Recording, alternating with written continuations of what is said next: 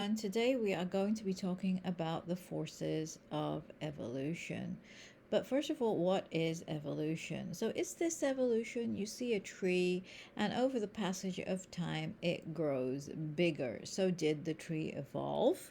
No, the tree did not evolve, it just changed over time. On the other hand, evolution is not just change over time, it is a descent with modification. So there is a change or a lot of changes over generations. So evolution involves generations. So you can see here the evolution of the horse from Eohippus to the modern horse, which is Equus. So, what is actually evolving? Is it the phenotype or the observable characteristics of the horse? Is it what we can see? Or is it the genotype? Obviously, it is the genotype or the genetic material that is evolving, and those manifestations are being made in the phenotype, which we can actually see. So we can redefine evolution as not only descent with modification, but we can say that it is also determined by the genetic material. So this is the money slide. This shows the 5 forces of evolution. So one force of evolution is mutations. And mutations are the raw material of evolution, and these are basically changes in DNA which cause genetic variations which lead to phenotypic variations.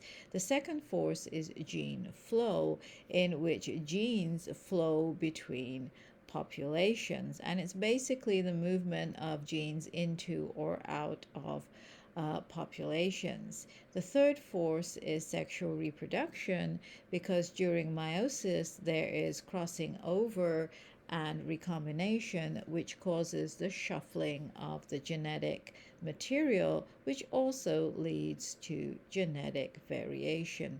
The fourth force of evolution is natural selection or survival of the fittest, which was proposed by Charles Darwin and Edgar Wallace. And the fifth force is genetic drift, or a random event that occurs, which basically the population loses genes from the gene pool. So this is something like similar to a mass extinction event or an extinction event, and that's why it says the lucky ones get left behind, because if you're alive, you're lucky. If you're extinct, well, you're basically dead. So first of all, we're going to look at natural selection as a force of evolution. So Charles Darwin, who was a famous naturalist, put forward this theory along with Wallace, and he proposed that organisms are selected by how fit they were to survive, or survival of the fittest. So he went on this journey on the HMS Beagle and reached the Galapagos Islands, which is just off the coast of Peru. So this is Lima, and this is the Galapagos Islands. And when they landed there, they found lots of new species of giant tortoises, lizards, insects, fish, and a lot more. But what was interesting was this group of birds, which came to be later known as Darwin's finches. So what was interesting about these finches were their different types of beaks. So these beaks in the finches were modified to eat different things. So some of these finches were seed eaters, some were cactus eaters, some were insect eaters, some were fruit eaters, and their beaks were modified accordingly. And this is called adaptive radiation, when species evolve rapidly to exploit any empty ecospace or ecological niche. So how does this happen? Okay, So, in Darwin's finches, it was postulated that there was only one ancient species or ancestral species, which were ground dwelling and seed eating. So, as they kept on multiplying, because they lived on an island basically, or a group of islands, then space and food became an important commodity. So, in order to cope with all of that, some of these finches moved into the trees. Some of them decided to start eating insects, so on and so forth. So, different species then started to evolve in different ecological niches, right? So then what happens is that since they evolve over hundreds and thousands of years, then they became new species. So these different kinds of species actually evolved from one ancestral species through the process of natural selection. And in this case, the ecological niches exerted this selection pressure. So Darwin's theory was, he named it the origin of species by means of natural selection, in which large populations create a struggle for existence. And a struggle for existence brings about survival of the fittest. So only the fittest will survive. Well, by fittest, we mean the most reproductively fit will survive and reproduce to give rise to the next generation. And survival of the fittest then leads to natural selection, and natural selection leads to the creation of new species. So this was basically the origin of species by means of natural selection, which was very clearly, we can postulate, from Darwin's finches. He published on the origin of species by means of natural selection in 1859, and Wallace and Darwin presented their theory on July 1st of the same year, well, of the year before, at the Linnean Society. Okay, so we've looked at one force of evolution, which is natural selection. Now let's switch to mutations. So mutations are the raw material of evolution. So changes in DNA are mutations. So what is a mutation? It is a random change in the genetic material, but only mutations in the germ cells, not the somatic cells, will contribute to evolutionary change, because only they can be passed on to the next generation. So let's take a look at the different types of mutations. So an insertion mutation is when a base is inserted into the DNA. A deletion is when a base, here you can see the adenine, has been deleted from the DNA. And insertions or deletions cause frame shifts. So we know the DNA is read in letters of 3 or through codons, and each codon codes either for an amino acid or a stop codon, right? So if you shift the frame by 1, that will cause the entire reading frame to shift over, and therefore the amino acids coded by that part of DNA will be different.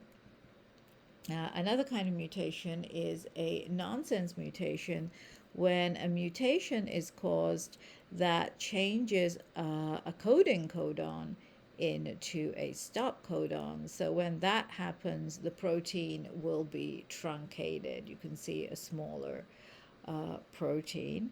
Duplications are where entire genes or part of a gene, so let's say this is a gene, and we can see a section of that gene is duplicated. And a missense mutation is a point mutation, or a mutation at a single nucleotide or a single point, in which a single nucleotide is changed, so that codon now codes for a different amino acid. So you can see here GAA codes for a glutamic acid, which you find in normal hemoglobin, whereas GUA codes for a valine, which is found in sickle cell hemoglobin. So we've talked about natural selection, we've talked about mutations. Now let's talk about genetic drift. So we're going to talk about genetic drift and population bottlenecks. So a population bottleneck is an example of a genetic drift, and it is pretty much a completely random event. So the best way to explain it is, say you're coming to class, right? And as you come, you're late and you're like stomping around, and there are two populations of beetles. There are like these brown beetles, and there are these green beetles, so brown and green. And you stomp and you practically make the green beetles extinct. So you kill off most of the green beetles. Now the population looks like this, which basically means that a ton of genes are now lost to that population, right? And the brown beetles are lucky because they didn't lose their genes, and that is basically called genetic drift. And as you can see, genetic drift lowers the variability or variation in genetic variation in a population. So let's look at an example from the real world and something that really happened in African cheetahs. So in 1900, over 100,000 cheetah were found in at least 44 countries. Today, there are only around 10,000 to 15,000 cheetah in 26 African countries. Also, it was found that the cheetahs were very prone to disease, and if a few cheetahs were infected with a disease, then the rest become infected and die. But why was this happening? So in the early 1970s, Mitch Bush and David Wild, they boarded a plane to the De Wild Cheetah Breeding Center in Pretoria in South Africa, and they collected blood samples from around 80 cheetah and brought them back to Steve O'Brien's lab at NCI Frederick for analysis. They also collected the semen of 15 adult male cheetah. So they first looked at the semen, and they found that every cheetah tested had around 70% malformed sperm. So in this sperm, you can see that this sperm basically has two heads. They also found that the sperm count of cheetah was very low. It was about 1/10 of the other big cats. And as I mentioned, they also collected blood. So from the blood, they extracted the proteins from the cheetah's blood and used protein gel electrophoresis, or STS page, to analyze the proteins in the cheetah's blood. So this is an STS page gel. The way that it happens is that you load the protein up here into the wells and you start running the gel. You apply an electric current, and what happens is that the proteins will separate out according to molecular weight. So what happens when you run proteins is that even if you run the same protein, they will have different. So in most cases, most of it will be run at the same molecular weight, but then there will be certain mobility shifts because most animals have around a 20 to 50% difference in specific blood proteins called allozymes in their blood. So what you should see is some variability in size due to mobility shifts. But when the cheetah's blood was run, the blood proteins were run, they found that all the STS page gels had the exact same bands, which told the scientist Janice, who was running the gels, that the 80 cheetahs were basically identical for 52 allozymes across the board.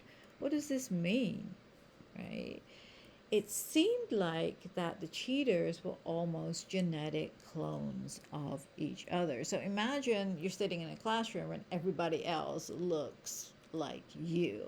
That's basically what the blood proteins of the cheetah were saying. Basically, that's the story that it was telling us, that the cheetahs were almost genetic clones of each other, and they seem to lack adequate genetic diversity. So what is diversity?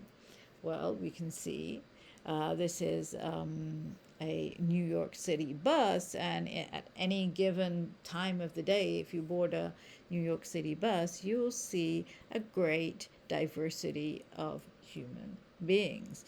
And as we know that the changes in the genotype lead to changes in the phenotype, we call that genetic diversity, right? But what we found was that most cheaters are almost identical clones of each other, and that's why they're more susceptible to disease, because they have less genetic diversity. But the point is, how did this happen? Why do the cheetahs have so less genetic diversity? So if you go back to the evolution of the cat, we can see that the cheetahs, or the cheetah lineage, split off from the main lineage about 6.7 million years ago. And 6.7 million years is a long time.